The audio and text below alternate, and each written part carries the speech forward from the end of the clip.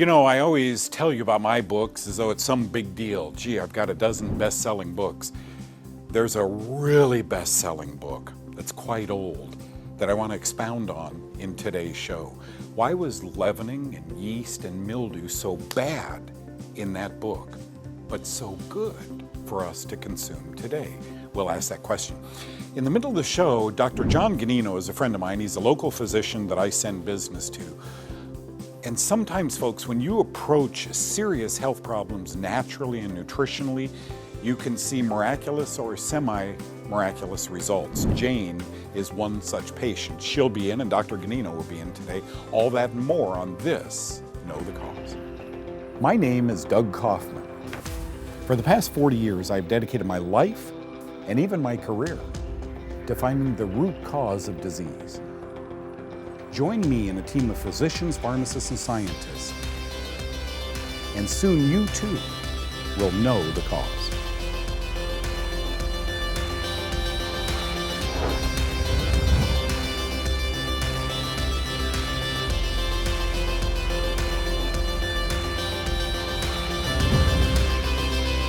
You know, I have to look back at my career, and sometimes I can smile and sometimes I laugh at myself.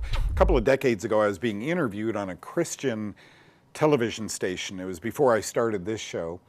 And I was talking to the woman interviewing me, and I was telling her about yeast and mold and mildew and how it could contribute to so many health problems. And she listened intently. She was very kind. And we went to a break, then we came back, and she said, you know, in that break, and some of you may have seen this on TV. During that break, it finally hit me, Doug. What you're talking about is really Leviticus 14. Oh, who is Leviticus? I was caught totally off guard. I remember Leviticus from the Old Testament. I had no idea what was being said in 14. I got to tell you, the older I get, the more I draw to this book to help me figure out mold, mildew, and fungus. This is the Word of God. There's no mistakes in this book, unlike medical textbooks, you know, where we're hypothesizing everything. The Word, this is right, okay? So let's look at what Leviticus 14, and I think it was actually 32 to 57, but here's what it is. The Lord, in case you're sitting at home going, oh, what is Leviticus? Okay, the Lord said to Moses and Aaron, when you enter the land of Canaan, which I am giving you as your possession, I put a spreading mildew in a house in that land. The owner of the house must go and tell the priest, I have seen something that looks like mildew in my house. Now look at this. Here are the footnotes in my Bible. Why was mildew so dangerous? This fungus could spread rapidly and promote disease. Can I get an amen? That's what I have seen for almost 50 years of clinical and research nutrition. In these wonderful doctors who let me in their practices to try and help their patients they were losing. They were running to other doctors, and they wanted to see if maybe I could help their patients. Thank God I was able to, but I didn't know anything about Leviticus, you know, in my early days. That's kind of the foundation on which I built everything. Why? The Bible doesn't say lupus. You know, the Bible doesn't say bacteria. It doesn't say protozoa. It doesn't say virus, flu virus. The Bible talks about fungus, okay? And it talks about fungus in a bad way. Let's keep going. Biblical mildew. The synonyms to mildew are yeast, fungus, rust, mushroom, toadstool, mold, blight, mycoses, dry rot, decay, and something called canker. Isn't that fascinating, the word canker? Strong's Concordance defines mildew as the disease of grain due to moisture. Leprosy is defined as a scourge, a cancer-like disease. I didn't know all this. It's till I really went home and sat down embarrassed by what I didn't know that I should have known. I'm sure in all of my, you know, Catholic upbringing, I read the Bible and, you know, and I know that it's gone past me before, but it's way past. I had to reintroduce myself to this, the best medical book ever written, okay? Chametz, okay, you know that word? Chametz. Chametz, the Hebrew word meaning leaven. Any food that's made of grain and water that have been allowed to ferment and rise. So bread, cereal, cake and cookies, my stomach's growling, pizza, pasta, and beer are blatant examples of chametz. But any food that contains grain or grain derivatives can be, and often is, chametz. Isn't that unbelievable? I didn't know this 50 years ago when I got back from the war, almost 50 years ago from Vietnam, and I felt so bad. I read a book that said, you know, fungus parasitizes man, and got jungle rot all over my body, and I thought, well, what's that? It's called a mycobacterium. Myco means everything to me, bacteria very little, so myco, fungus. Gee, could that have gotten in my bloodstream and caused all these health problems? I invented a diet, it's quite popular today, called the antifungal diet. If they're parasites, can you starve them? And isn't it interesting that the answer is yes, you can starve them. How do you starve them? That became the epicenter of my work many, many years ago, and today I'm still focused on it. If that is important, then why today are we seeing an explosion in the media of mushrooms and yeast and alcohol and mildew-type foods? I'll be right back to explain.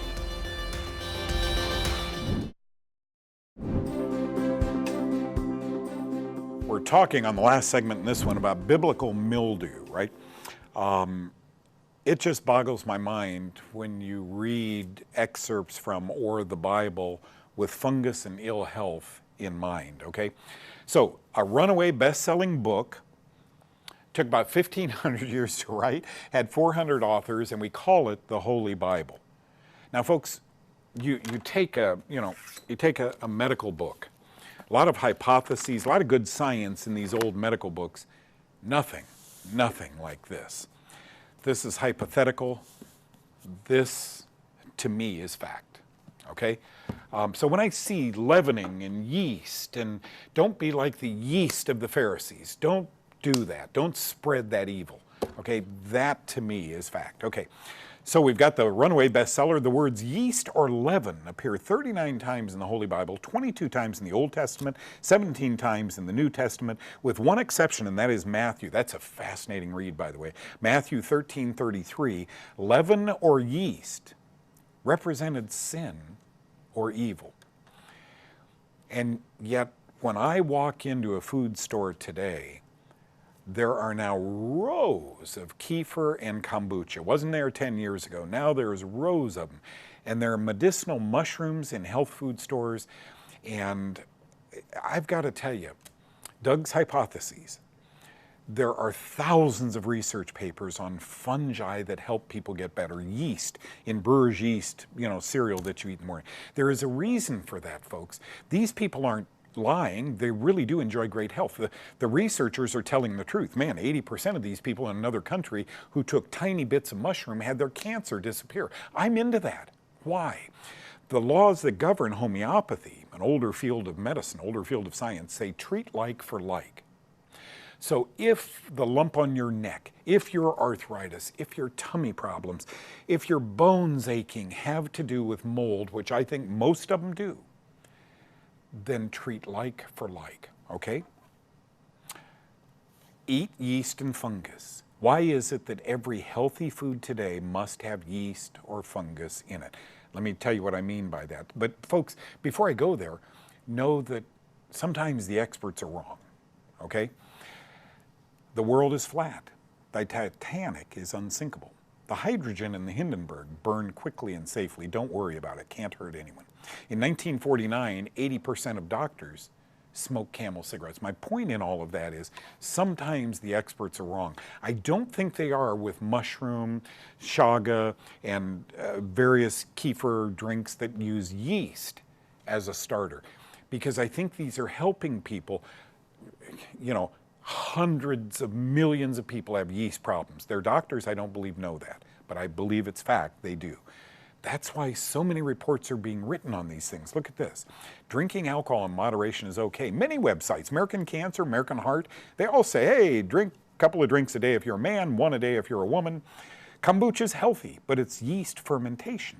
Kefir is healthy, but it's yeast fermentation. Mushrooms are healthy. These aren't vegetables, folks. These are fungi. Whole grains are healthy. What made those whole grains rise? Okay, brewer's yeast is filled with nutrition. So is dirt.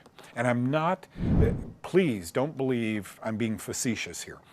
What I'm trying to say is I think coming on board, hopefully from this show, is many of you thinking differently about the fungus yeast that we consume in our lives.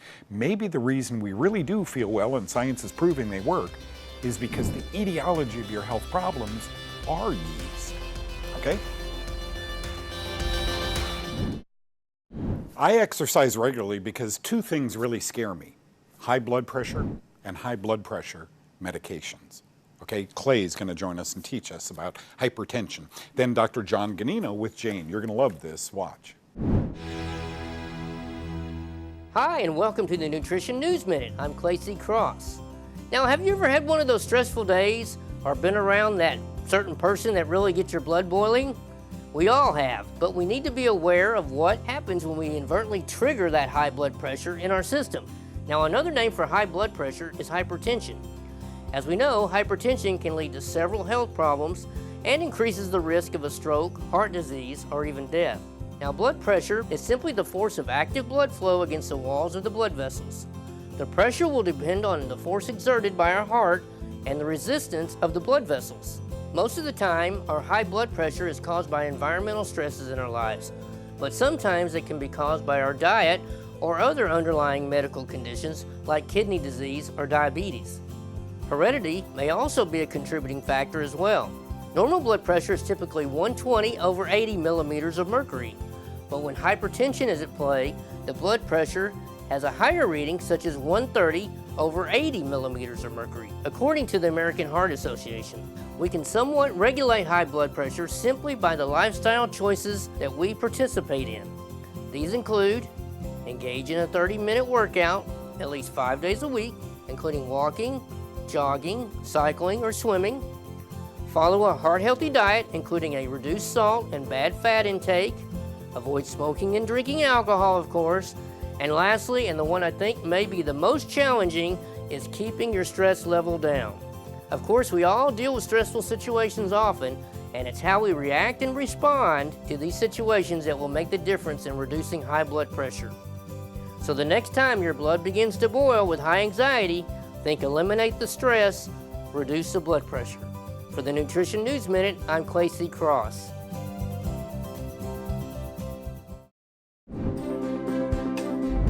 You know, when you think of miracle, what do you think of?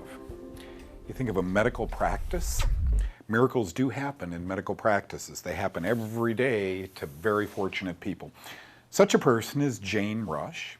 She was very ill with cancer, and I'll let her tell her story, until her husband found at a local retail place in Texas here the name of a doctor who might be able to help her. The other doctor said, "Get your affairs in order. This is a really advanced cancer." Take it away, Jane. Thank you for coming in. Thank really you. appreciate you. Thank That you. must have been a rough day. When you heard of Dr. Ganino, you were in a wheelchair coming out of a hospital. I was being sent home with the offer of a hospital bed because they didn't think I was going to get better. And we thanked them but said no to the hospital bed. And I went home in a wheelchair, and my husband had seen Dr. Ganino earlier that day at our bank, and he said, "I want to see her as soon as possible." So the next morning we went in to see him. Jane, you heard the four-letter word hope, I did. whereas you didn't have it before. No, I was really struggling with fear and with imminent death, or I truthfully don't think they expected me to live to the next year. I love what Dr. Ganino means to this city and to the many, many patient miraculous recoveries we've seen. But I really like his approach. I like when he opens these, closes this, tell me your story, and then I like that what he does isn't invasive. Right. You know, so Dr. Ganino, welcome. Thank you Thank you, once Doug. again for being on here. Thank You're you, a Doug, loved, for having me a back. loved guest on the Thank show. you. What do you do? Comes in to see you with her family, right? In a wheelchair, given a short time to live. Yeah. And this was 5-6 months ago. Yeah, so the first thing I'll do, I'll try to weave somewhere in there some other miracle. Like Jane, we got Revis out in Fort Stockton, we did. You right? told me. And then, her tumor marker for ovarian cancer should be below 38. And when we met her, it was 7,744, and she was told that she was going to die. This a friend of yours? This is just a patient. Yeah, and she's going to be dead in 2 months. Yeah. And I said, okay, Revis, you know, stop making cancer, get off gluten, all this stuff. Jane did, cut out the cancer. She said, you know, I've got cancer all over the place. They didn't say if I take out my uterus and my ovaries, it's going to make any difference. I said, Jane, would you rather fight 4 bears at a time or 2 bears at a time? Or Revis, would you rather fight 4 bears or 2 bears? She said, 2 bears. I said, yeah. So we scooped out her ovaries and uterus. Long story short, 15 months later, she's still doing great. She's had 0 chemo, 0 radiation, and her tumor marker is like 17.5 now. Did you do tumor markers on Jane? We did tumor markers on Jane. It's a simple blood test, right? Simple blood test. And yeah, so the regular standard of care is a $1,600 CAT scan that is equivalent to smoking a pack of cigarettes a day for 19 years as far as the damage. She didn't have any insurance. We said, here's how we're going to follow you. Clinically, we're going to see how you're doing. Your pain better? Yep. Your energy's better? Yep. You're sleeping better? Yep. Your bowels are better? Yep. Guess what? You're getting better. Yep. Your heart rate's getting slower? You're Yes. getting better, Yes. right? Heart rate getting slower, Yep. healing patient, getting faster, sicker patient. Clinically, tumor markers, and sonographically where possible. And so far, here's the miracle. Yeah. The tumor markers that a doctor evaluates, is your cancer getting worse or better when they go down, are half of what they were 5 months ago. So do you think Jane is getting better or worse? And I have to, I'm sorry I think this way, but I have to wonder. I know. Don't you? Yeah. I have to wonder. I know. You know, it makes me so proud. We, you know, refer some business to Dr. Ganino, and we do it for a reason. There's a doctor in our little town that listens, lets you decide chemo, radiation, CT scans. You get to be, you know, the final decision. But he says, by the way, I want to bypass the gut when it doesn't work. You're not what you eat, you are what you absorb. I want to put some vitamins in here. I want to do some other things that might help a person with a weakened immune system get better. Is that kind of the approach? Yeah, that is the approach. Yeah. Exactly. Tell me, in the 20 seconds we have left, where's your heart now? I am at peace, I'm at rest, I'm excited, and I'm confident in my healing. You know, isn't that the way God works? Amen. Your husband walks into the bank, make a deposit. There's a guy there making a deposit. How are you? Right. My wife's really sick. And the rest, Amen. Yeah. divine intervention. Amen. Thank you, Jane, for Thank coming you. in and telling us that story. Thank you once again for these miraculous occurrences. Thank you. Folks, don't go away. I'll be right back with more. I enjoy tea. Do you like tea? Wouldn't you love a little creamer in it? Or those of you on the Kaufmann 2 diet, drink coffee, wouldn't you like a natural Kaufmann 1 creamer? Leave it to Abby. She did it. Watch.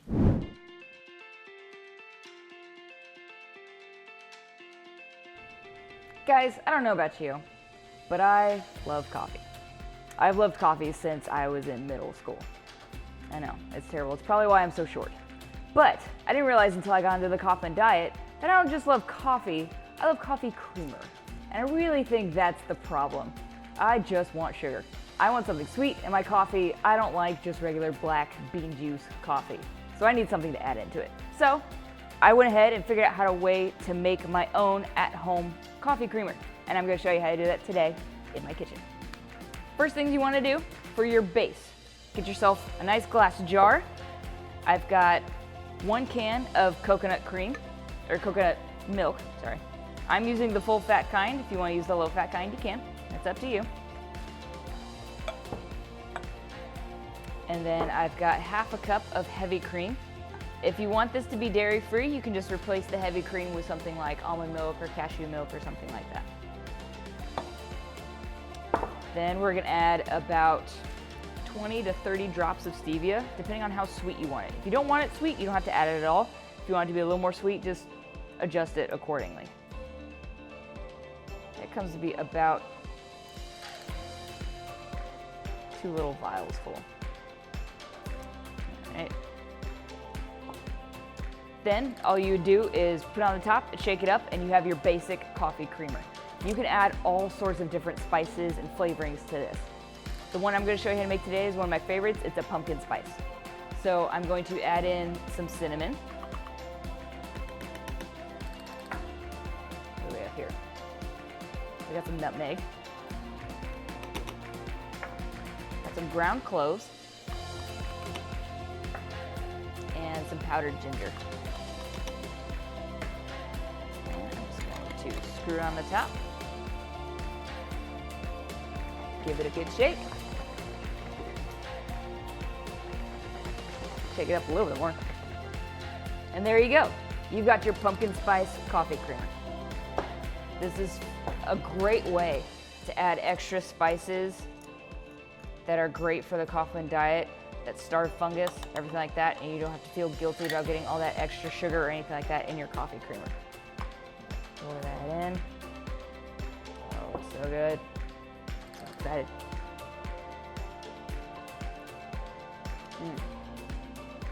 It's a nice way to have a nice, creamy, hot cup of coffee. This also does work well in tea, if you prefer tea, so that's okay. But you can do all sorts of things. I like making peppermint mochas with a little bit of cocoa powder and some peppermint extract. We've got recipes for snickerdoodle or just basic vanilla, just adding straight vanilla extract, just have a nice vanilla coffee creamer. You can do so many different kinds of things with just this base recipe. I want you to take this, add your own spices, figure out what you like, share it with me on the Facebook page. Go to knowthecause.com for more recipes like this, and enjoy your cup of creamy coffee.